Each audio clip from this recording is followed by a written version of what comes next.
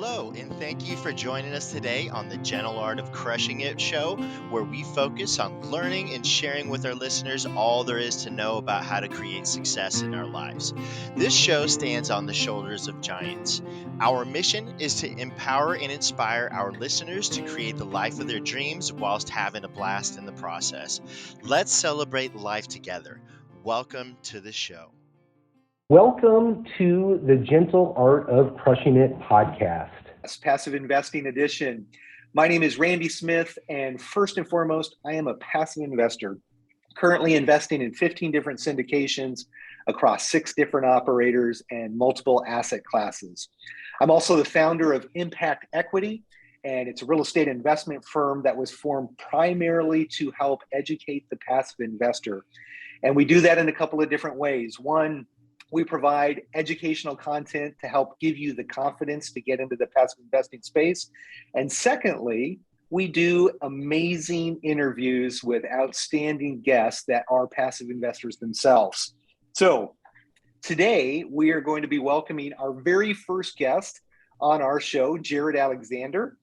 Quick bio on him. Jarod actually is originally from Fayetteville, North Carolina, currently resides here in Phoenix, Arizona, and he is a full-time W-2 flooring sales consultant. So he is doing the deal, working full-time. He is happily married with 2 amazing kids and found the passion for real estate over the last handful of years. Kicked off his career in real estate investing by buying a turnkey rental property in Kansas City. He has since changed his focus to the passive syndication investing model, and he's in 4 different deals in Phoenix, Arizona as well. Jarod enjoys a simpler life. He loves spending time with his family, reading books, running, doing Spartan races, going to the gym, and just overall being a fantastic dad. Most recently, he has started spending a lot of time with his son doing Taekwondo. So, Jarod, welcome to the show. So excited to have you here on our first podcast. Thanks, Randy. Appreciate you having me.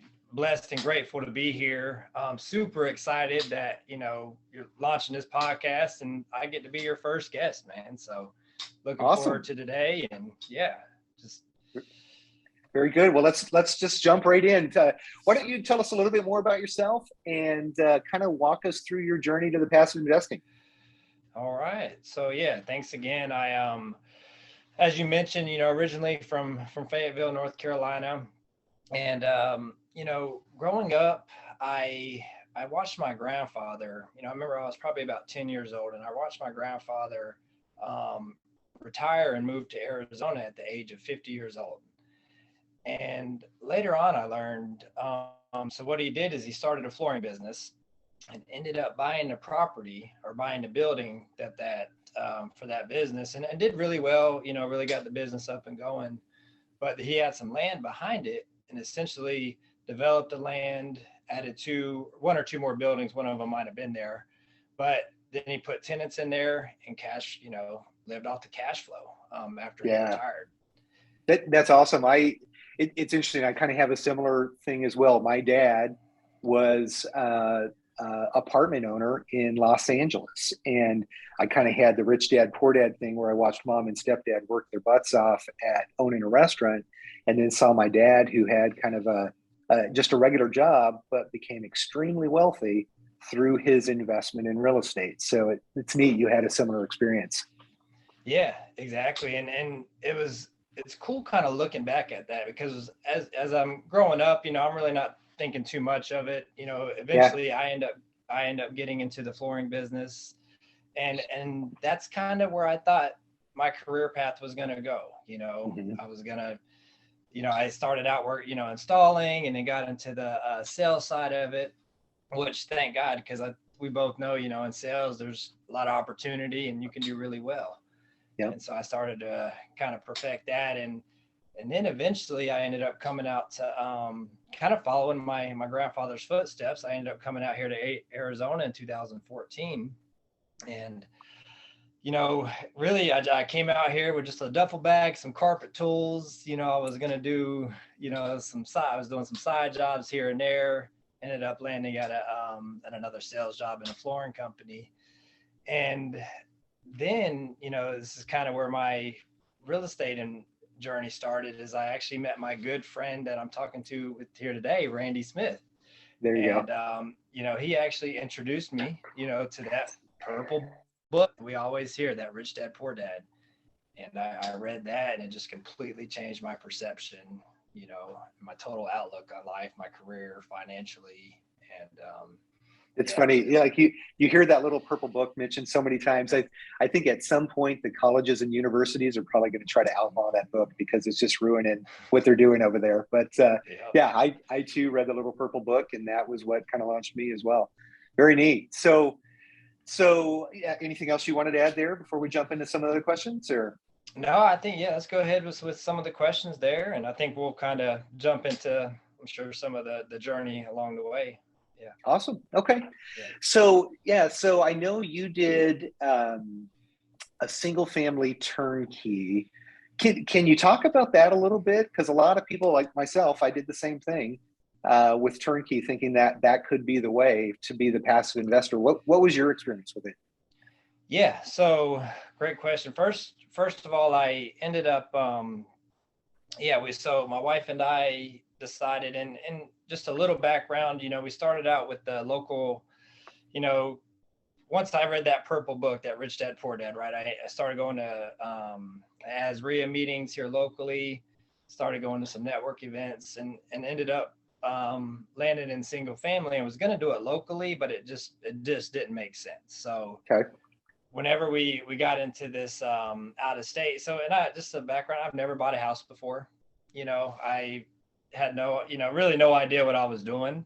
And so the first house we buy, like you mentioned, Kansas City, Missouri, it's out of state, it's 2,500 miles away, and never seen it, right? And so a little scary, right? And then I buy it from a company that's, it's where I'm really representing myself as a realtor. So I ended up negotiating all the, I see the inspection report. It's a 1920s house. So you can imagine what's on that inspection report. And so I'm going back and forth, negotiating all these repairs to be done, reading these contracts I've never seen before, and, eventually closing on the deal. And things were going good for about 2 weeks. And then I got an email that, hey, they're in Kansas City, they got basements, right? And you need sump pumps because it rains a lot, and says, hey, we need to add a sump pump in here. The basement's flooded, and that's a $4,000 bill I got hit with, man. And then had to fix the landscaping that was grading down. So needless to say, I wiped out my cash flow for that entire year, probably more actually. Yeah. And So I'm curious on that deal. What did the numbers look like? Were you making, $100 a month, a couple $100 a month? What did it look like if everything was going perfect? Yeah. So if everything was going perfect, of course, after all my CapEx, paying a property manager, I was bringing cash flow in about $175 to $200 a month. Okay. Yeah. Okay.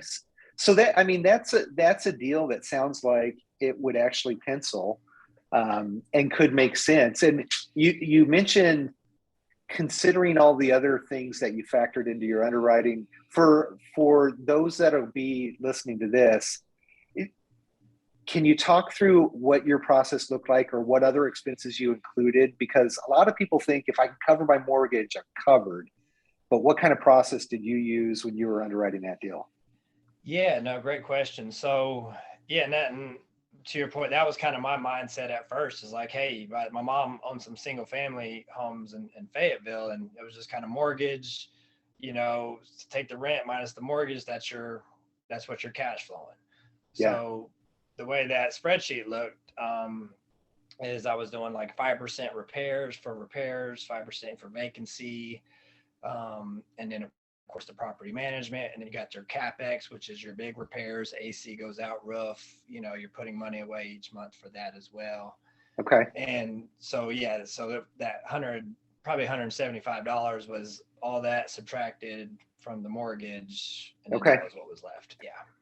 Yeah, and I think that's a really, really important thing. The new and with this, the goal of this podcast being for the new investor it's really, really important not to buy a house and expect that, if I can cover my mortgage, I'm going to be okay, because tenants move out, toilets need to be repaired, plumbers need to be called, electricians need to be called, the city will give you fines for different things. There's all kinds of different expenses that the uneducated, passive, hoping to be passive investor will run into things. And it's okay if you're buying $100,000 house or maybe a couple, but if you jump in big and you have 8 or 10 or 15 homes and you think it's going to be a passive business, once you start seeing those repairs, that can be kind of scary. And Jarod, I think you mentioned some of those where you get those calls where it's like, we got a $4,000 expense. And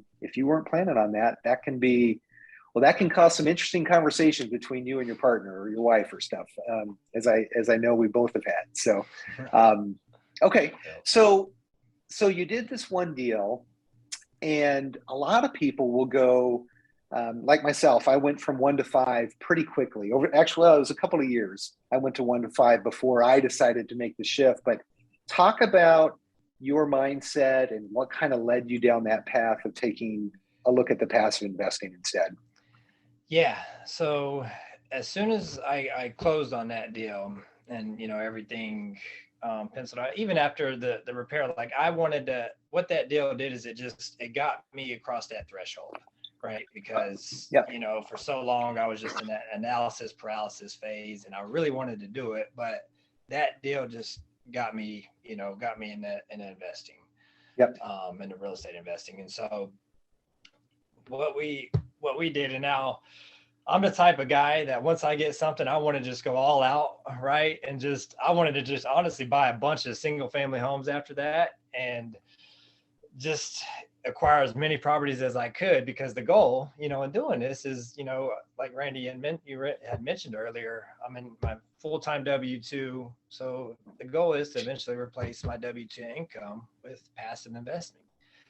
Well, I learned quickly that these single family homes are not passive, investing, because once something goes wrong, it's, my cash flow is wiped out. So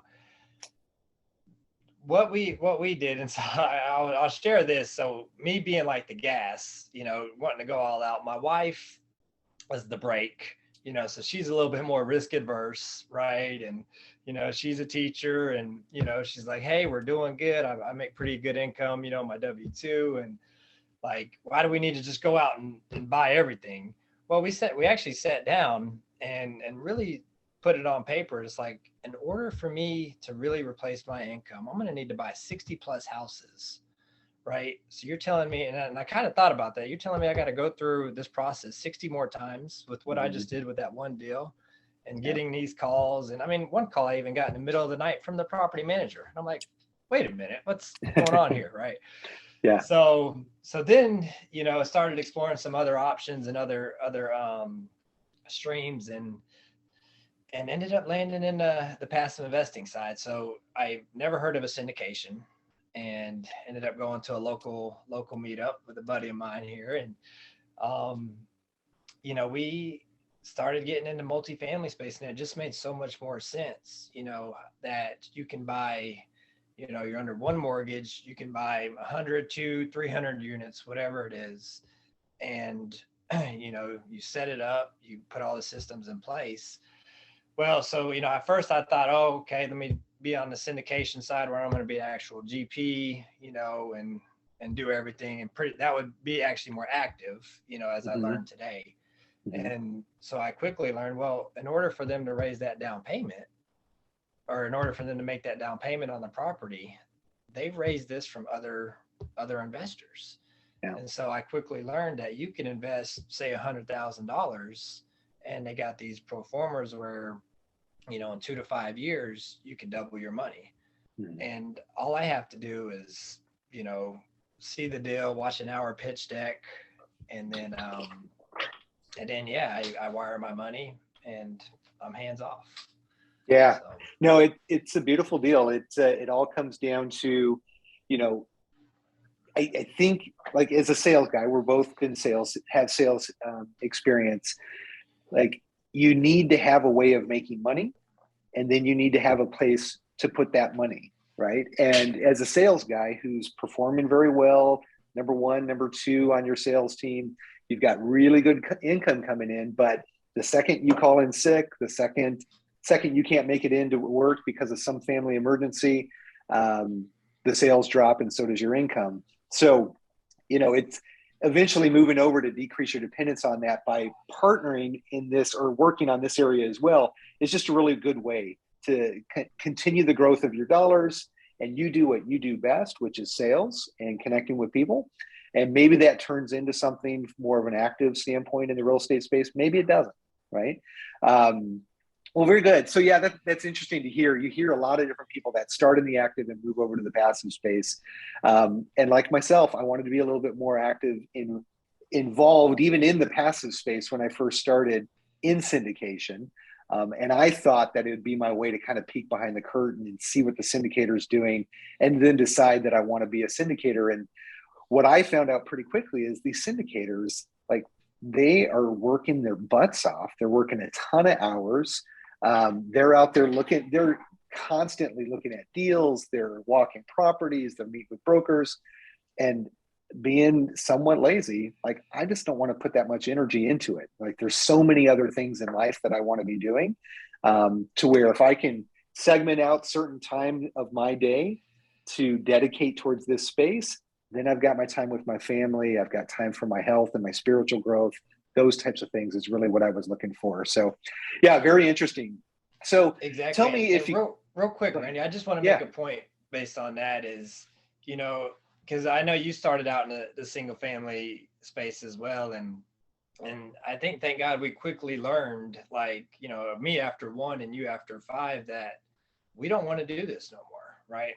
And the hours, we were spending analyzing these deals, and again, this is a couple years ago. So this is when everything was really hot, we were just continually, spending time in front of a computer. And I had a kind of a realization that I was just, my goal in doing real estate, my why, right, is to spend more time with my children and my family. And here I am while they're in the other room, and I'm sitting here for hours and hours trying to analyze deals, when, I can just invest passively in a syndicator who's a professional, who already has the network, the team built, and, like, again, 2 or 3 hours and I'm done. And, I'm outside with the family. Right? It truly can be passive investing, right? Yeah. Where you send a check off and you just wait for the monthly checks to come in. So, well, very cool. So you made the transition. You saw the benefits in passive investing and started to go down that journey. Tell us what you're doing today in the passive investing space. Yeah. So like you mentioned in the bio, so probably 6 months after I did that single family, I ended up investing in my first passive deal with a syndicator here locally in Phoenix. And, again, I'm the type, I find somebody, I listen to this podcast from Left Field Investors, and the theme is invest in somebody like, and trust, right? And so I found a guy that I know, like, and trust, had some conversations with him, revealed their deals, knew some other investors that were investing with him as well. And so I essentially, I'm in four deal, or spread across 4 deals now in the multifamily space, actually now 5, with impact capital here, or impact equity, excuse me.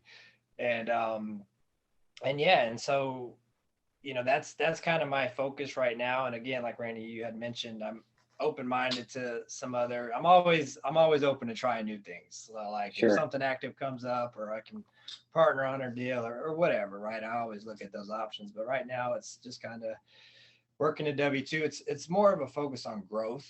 I want to build that growth and invest as much money as I can, and then eventually, when I get to that place where I'm financially free, when I replace my W2 income with passive investments, then I'll kind of focus more on cash flow.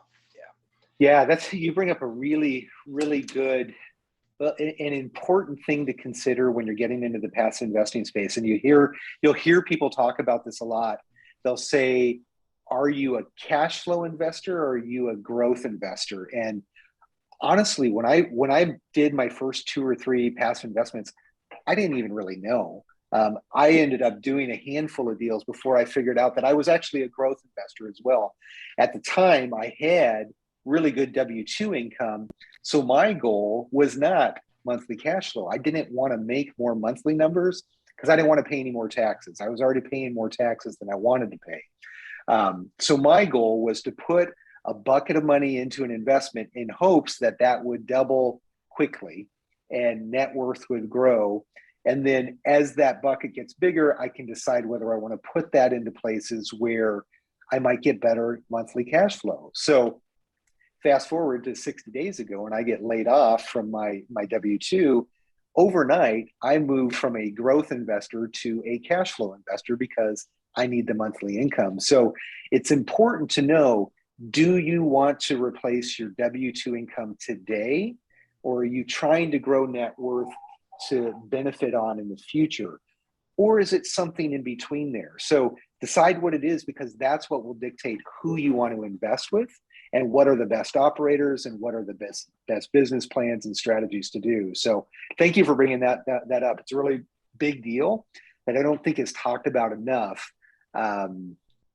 because if you're doubling your money every two years, but you don't have any monthly income, you're never going to get to the point where you get to take advantage of the money in the 2 to 5 years or whatever it is, right? All right, so now you've moved into this place. I believe you're in 4 different deals with one operator. Talk to me, if you can, about diversification, and are you concerned about having all of your money with one operator? Yeah, so great question. Yep. Because that's definitely been a concern. But for me with this particular operator, again, I'm invested with somebody I know, like, and trust, but I'm also invested in I'm here locally in Phoenix. So as probably a lot of us know, I mean, Phoenix is one of the hottest markets right now in the country, with rent growth. I mean, I think last year it was 27%, rent growth just in 1 year. Yeah. And I know that, we have, economy's looking a little different right now, mm-hmm. But again, I feel good with the market that I'm in, and the team that, the general partner that I'm invested in. I think they're doing big things. I mean, I think they're growing, they're doing everything right. I mean, I actually, being that he's here local, I actually brought my wife down and checked out his office. He gave me a tour. We sat down with him for an hour, mm-hmm. and just really got to know him and see his processes. Yeah.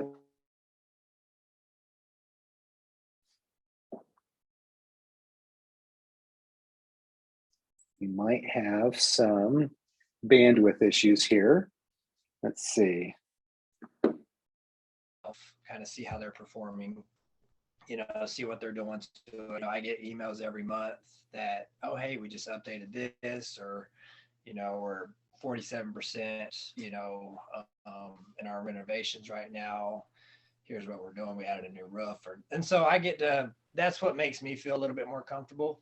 Sure. Now, I do want to explore other asset classes. So I am, my main niche is multifamily, but I am exploring storage, the mobile home space, and just some other diversifying a little bit. Yeah, very good. So, I've been journeying down that path as well, and I think it's important to kind of diversify across operators, diversify across geographies potentially, and definitely diversify across different asset classes, because different asset classes are going to respond differently when different things happen in the economy, like we're seeing today. Okay, so let's real quickly, if we can, let's talk about the education piece, if you can. You mentioned a resource earlier that you were involved with, and I'm wondering if you could talk a little bit about Left Field Investors, because that has been really beneficial to you, I believe, correct? Yes, for sure. Thanks for bringing that up. So Left Field Investors is actually, so I started out listening to the podcast They got a great podcast, and they bring syndicators on and interview them, and it's truly from the passive side. So, these guys are just investing in their deals, as a limited partner. And so when I joined, so eventually I heard about the community. And so I joined them, and I learned that they have all these forums on there of they got like a list that you can actually put, if I come across a deal, it's like, oh, hey, has anybody heard of this sponsor? What's your experience with them? Have you invested? Have you looked at this deal? And it's really just a bunch of guys doing exactly what I'm doing that are able to, provide me some good feedback and makes me feel a little bit more comfortable. So it's a community centered around the passive investor for the passive investor. Very, very similar to what I'm trying to do with impact equity and with this podcast as well. As there are a lot of resources out there, but they're hard to find. Left Field Investors is a great place to go. Podcasts, of course, are a great way to go. Tons and tons of books out there as well. So that kind of brings us into our next question here. Can you share a favorite book or a podcast that you have got a lot of benefit or value from? Yeah, well, and actually, so Left Field Investing is probably my favorite, just because they ask the right questions. Whenever he's interviewing these guys, it's like I'm thinking one thing, and then he asked that question. Yeah, so, awesome. Because I want to know, we kind of see, especially in this market, I'm seeing it's hard to lose money from after we got at it, from 2012 to present, right? And but I want to know if they've had any experience where they didn't return their investors' money, where they came across a situation that they weren't planning on, and how they dealt with that. And so it's cool. He asked a lot of great questions. And then as far as the book, besides like the Rich Dad Poor Dad, this is by Gary Kelleher, which is definitely real estate, but it's actually called The One Thing. And it kind of helps me just narrow down, just prioritize exactly what's in front of me, and block out that time. And it's been a really beneficial book as well, because I'm kind of moving more into the mindset space as well. Of course, is continuing education, in real estate, but I think mindset plays a big part in that as well. Yeah. I agree. The One Thing, awesome book. I think it's, what is the one thing if you perfected would change everything? Something along those lines, right? So what is the one activity, if I just did it perfect, like would change the whole environment? So very, very cool. Yeah. So let's kind of jump into our last few questions here. What can our audience do to help support you and what you're doing? Well, so, if you have, any deals or any opportunities, you can definitely be more than welcome to contact me. I'm sure it'll be in the notes as well, but, I'm on Instagram and can provide my email. I don't know. You want me to do that now, Randy, or we can put it in the notes. We can put it in the notes for sure. Yeah. So if you're looking to connect, I'm always open for a conversation. I love talking about this stuff. My poor wife, I come home, I mention podcast and growth, right? And she's like, "Oh my God," just walks in another room. Like, here it goes again. Yeah. For your wife's favor, please reach out to Jarod to talk about this stuff, so they don't have to talk about it over dinner tonight, right? Very good. All right. And then kind of a fun one. What is your most recent bucket list item you checked off, and what is one that you are planning on checking off soon? So, and this was kind of mentioned in the bio, but we just recently had our daughter, who is now 6 months old. And wow, I always wanted a family, and with 2 kids, 2 dogs, and I have that today, Awesome. So that's the biggest bucket list. Yeah. The biggest bucket. Yeah. That's the one I just checked. And then the next one I think is replacing my W-2 income. Okay. With passive investments. So. And do you have a date you're shooting for yet? So I'm shooting for about 2 years out right now. Okay. So 2 years, which is a stretch goal, but I think if, with hard work and dedication, I love, actually, I heard this from Jake and Gino, but education plus action equals results. And so absolutely. I think I just keep having that mindset and keep, taking action, I think that's definitely doable. Awesome. Well, good plan. Definitely 2 years. I'll hold you to that and check in with you, obviously, from time to time. So, well, Jarod, thank you so much for hopping on. It's certainly been fun today, but really been fun to kind of see your journey over the last couple of years. To our audience, I'd encourage you to reach out to Jarod. I'll put his contact information in the show notes. Be sure to reach out and continue the conversation beyond the podcast, because the podcast is where the introductions occur, but in those one-on-ones is really where the education and the confidence in this space can continue to grow. So be sure to follow us on whatever platform that you are using and watching us here today. Thank you so much for joining. And Jarod, thank you again for being on our podcast today. Our first podcast guest, and I think it was a huge success. So thanks for being here today. Hey, thank you, Randy. I've,